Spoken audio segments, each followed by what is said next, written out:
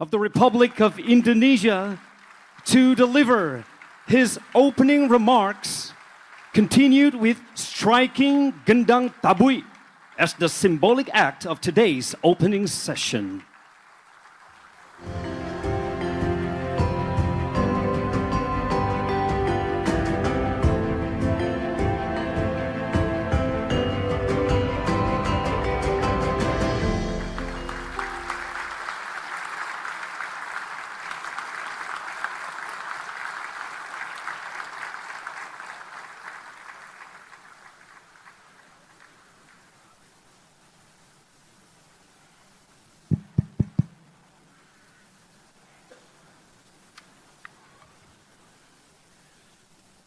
Bismillahirrahmanirrahim. Assalamualaikum warahmatullahi wabarakatuh.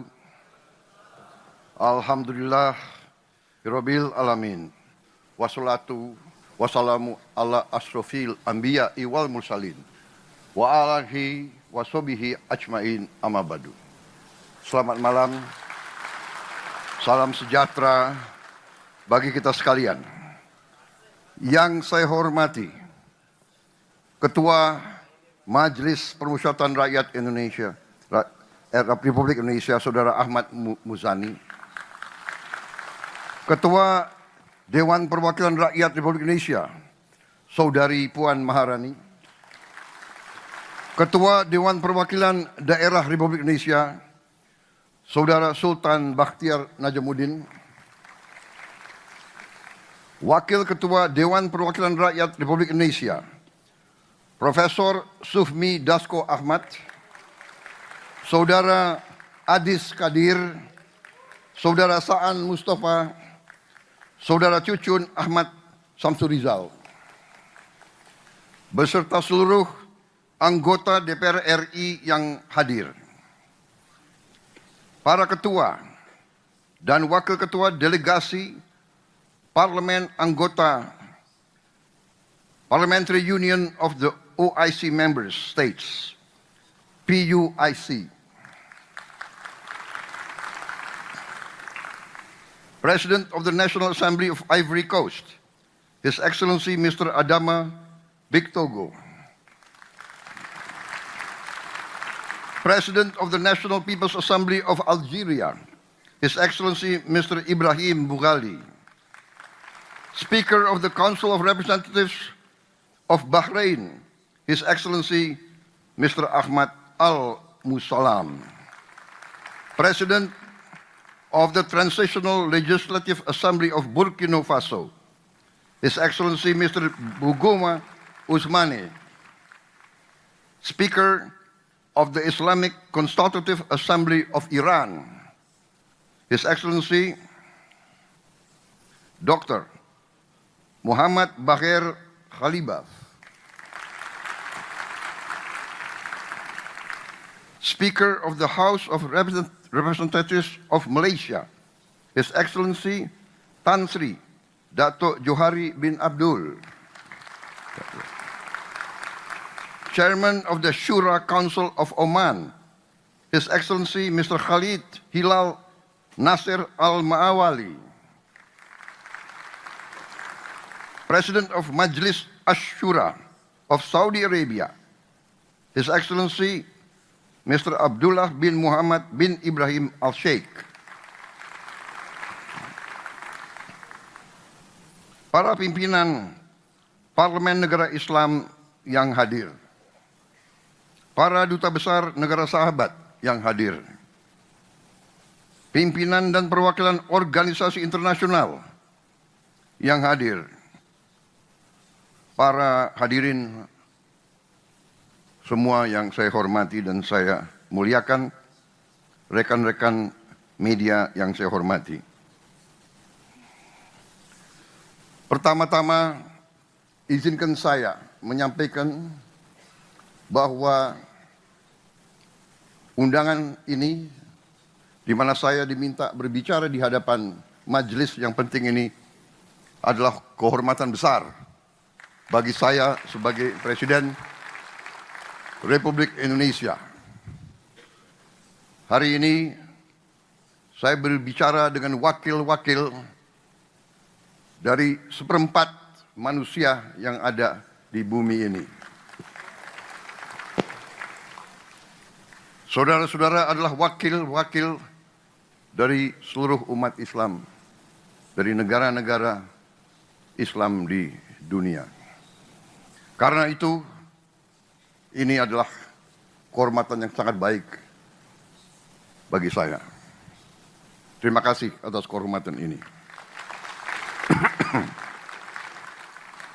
Pada hari yang baik ini, di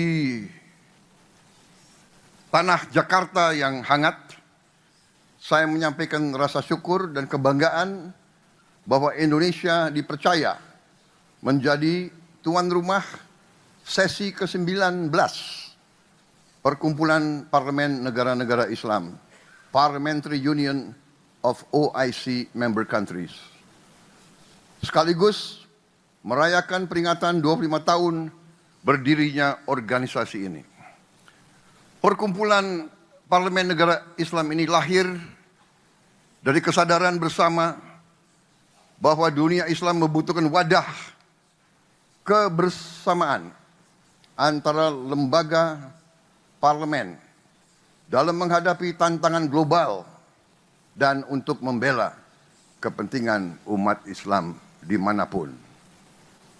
Sejak dibentuk pada tahun 1999, Perkumpulan Parlemen Negara-Negara Islam bertekad menjadi jembatan diplomasi parlementer yang memperkuat solidaritas, menyuarakan keadilan, dan menghadirkan solusi-solusi bagi masalah-masalah yang pelik dalam kehidupan global. Dalam hal ini dan dalam dunia yang kini tengah dilanda polarisasi, konflik, saingan antara negara-negara besar, keberadaan organisasi ini semakin penting, semakin relevan, dan semakin mendesak. Lebih dari itu, izinkan saya menegaskan bahwa konstitusi negara kami, Undang-Undang Dasar 1945, secara tegas mengamanatkan kepada bangsa Indonesia untuk turut serta dalam menjaga ketertiban dunia yang berdasarkan kemerdekaan, perdamaian abadi, dan keadilan sosial. Ini adalah kompas moral dan dasar pijakan utama kebijakan luar negeri bangsa Indonesia. Hadirin sekalian yang saya hormati dan saya muliakan, sebelum kita membahas isu-isu besar yang tengah dihadapi dunia Islam sekarang, saya mengajak kita semua merenungkan kisah dan keteladanan para tokoh besar dalam sejarah Islam. Kisah-kisah mereka bukan hanya catatan sejarah, tetapi sumber nilai dan sumber inspirasi yang sangat relevan bagi tantangan yang kita hadapi hari-hari ini. Kita bisa belajar dari keberanian mereka, keteguhan mereka, kecerdasan mereka dalam membela kebenaran, dan keberhasilan mereka dalam membangun peradaban. Salahuddin Al-Ayyubi, penakluk Yerusalem, mengajarkan kita tentang keadilan dan kebesaran hati saat berhasil merebut kota suci dari tentara salib. Ia tidak membalas dendam. Ia bahkan memberi jaminan keamanan bagi musuh-musuhnya. Beliau memberi contoh selalu melindungi yang lemah, selalu melindungi yang tertindas. Di dunia yang masih banyak diliputi kebencian dan kekerasan, Keteladanan ini menunjukkan bahwa kekuatan sejati seorang pemimpin adalah kasih sayang, rasa kemanusiaan, dan tekad untuk selalu melindungi yang lemah. Khalid bin Walid, simbol pengabdian total bagi umat Islam. Seorang tokoh militer yang tidak pernah kalah dalam setiap peperangan dan pertempuran yang ia pimpin. Tidak ada satupun pertempuran yang ia kalah. Namun ketika diminta turun dari jabatannya, ia menerima keputusan itu tanpa ragu-ragu dan patuh kepada pemimpin dan kepada umatnya. Keikhlasan ini menunjukkan kepada kita bahwa kekuasaan bukan tujuan, melainkan suatu amanah, suatu pelajaran penting bagi kita semua yang memegang peran kepemimpinan hari ini dimanapun. Saudara-saudara, Umar bin Khattab membangun pemerintah yang adil dan efisien. Ia meyakini untuk memeriksa keadaan rakyatnya. Ia tidak rela melihat rakyatnya diperlakukan dengan tidak adil. Dan ia tidak segan menghukum aparatnya yang lalai dan yang tidak melindungi dan melayani rakyatnya. Dalam konteks hari ini,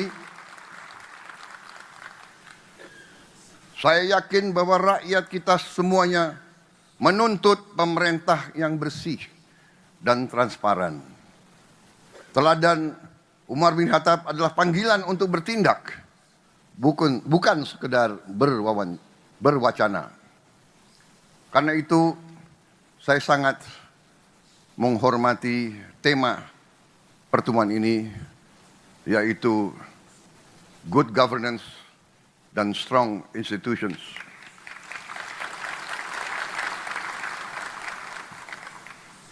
Tokoh lain dalam sejarah Islam yaitu Muhammad Al-Fatih, penakluk Konstantinopel di usia 21 tahun. Simbol dari pemimpin yang menggabungkan ilmu pengetahuan, sains, iman, dan visi. Ia mempersiapkan penaklukan bukan hanya dengan kekuatan, tapi dengan teknologi, logistik, dan moral yang tinggi. Ia menunjukkan bahwa pemuda Islam bisa menjadi pemimpin dunia jika dibekali pendidikan dan keyakinan yang benar. Hadirin yang saya muliakan, beberapa hari yang lalu saya mendapat kehormatan berbicara di hadapan parlemen Turkiye di Ankara. Dalam forum itu saya menegaskan kembali komitmen Indonesia, komitmen bangsa Indonesia yang tidak akan pernah surut, tidak akan pernah berhenti dalam membela hak rakyat Palestina untuk merdeka.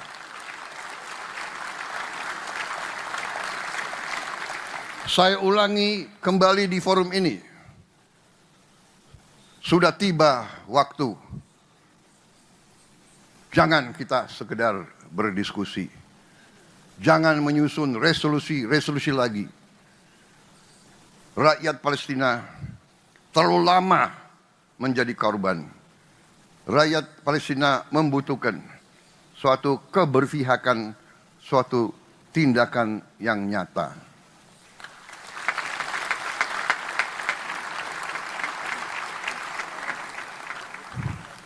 Indonesia akan terus berdiri bersama Palestina. Perjuangan ini akan semakin kuat bila kita, dunia Islam, negara-negara Islam yang mewakili seperempat umat manusia, bisa bersatu. Marilah kita atasi perbedaan kita. Marilah kita atasi kecurigaan kita.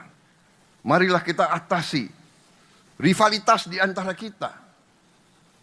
Marilah kita lihat hal-hal yang penting, yaitu keselamatan umat Islam. Marilah kita melihat masa depan peradaban Islam. Islam pernah memimpin dunia dalam peradaban, dalam sains dan teknologi. Dan kita harus kembali untuk meraih sains dan teknologi supaya kita bisa mengangkat kesejahteraan rakyat kita. Tidak mungkin kita kuat kalau rakyat kita miskin. Tidak ada negara miskin yang kuat. Untuk itu kita harus keluar dari kemiskinan. Kita harus berjuang untuk mengangkat rakyat kita masing-masing dari kemiskinan. Dan untuk itu dibutuhkan pemerintah yang bersih. Hanya dengan pemerintah yang bersih kita bisa mencapai kemakmuran. Saudara-saudara sekalian, tantangan kita bukan hanya Palestina.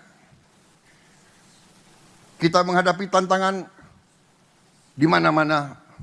Sebagaimana saya katakan, tantangan ini merupakan sumber kelemahan, yaitu kemiskinan, kelaparan, korupsi, ketimpangan pendidikan, dan ketidakmampuan mengelola dan menjaga sumber daya kita masing-masing. Karena itu, tema pertemuan perkumpulan saudara-saudara tahun ini sangat benar dan sangat strategis. Good governance and strong institutions as pillars of resilience. Tanpa tata kelola yang baik, tanpa lembaga yang kuat, tanpa pemimpin-pemimpin yang jujur, pejabat-pejabat yang mengabdi kepada rakyatnya, negara tak akan pernah memiliki daya tahan, apalagi daya saing. Pemerintah Indonesia saat ini berkomitmen menjalankan beberapa agenda besar, mulai dari reformasi politik dan birokrasi, pembangunan sumber daya manusia, swasembada pangan dan energi, hingga penguasaan ilmu pengetahuan dan teknologi. Karena kami percaya solusi bagi masalah dunia dimulai dari bangsa kita sendiri. Apakah bangsa kita masing-masing berhasil mengatasi masalah internalnya sendiri? Saudara-saudara sekalian, kalau kita tidak bisa mengurus bangsa kita sendiri, bagaimana kita mau membantu umat yang sedang dalam kesusahan? Kalau kita lemah, tidak mungkin kita bisa bantu Palestina. Bahkan suara kita pun tidak akan didengar. Suara kita didengar kalau kita bersatu dan kita kuat. Siang ini, sebelum saya tiba di forum majelis terhormat ini, saya sempat berbincang dengan sahabat saya, Sultan Brunei Darussalam. Kami bersepakat bahwa dunia Islam bisa menjadi solusi bagi dunia. Kita bisa dan kita harus menghadirkan perdamaian dunia. Karena itu, saudara-saudara sekalian, ajaran Islam adalah ajaran perdamaian. Esensi ajaran Islam adalah cinta kasih. Inilah esensi agama kita dan inilah warisan yang harus kita hidupkan kembali di tengah dunia yang sedang kehilangan arah. Tetapi walaupun kita ingin perdamaian, kalau kita lemah, mungkin ada pihak-pihak yang tidak ingin perdamaian. Mungkin ada pihak-pihak yang melihat kalau kita lemah, kita bisa dijajah kembali, kita bisa disuruh-suruh sebagai bangsa pion, bangsa budak, bangsa kacung. Saudara-saudara sekalian, mari kita satukan langkah. Kita hidupkan kembali semangat-semangat tokoh besar kita.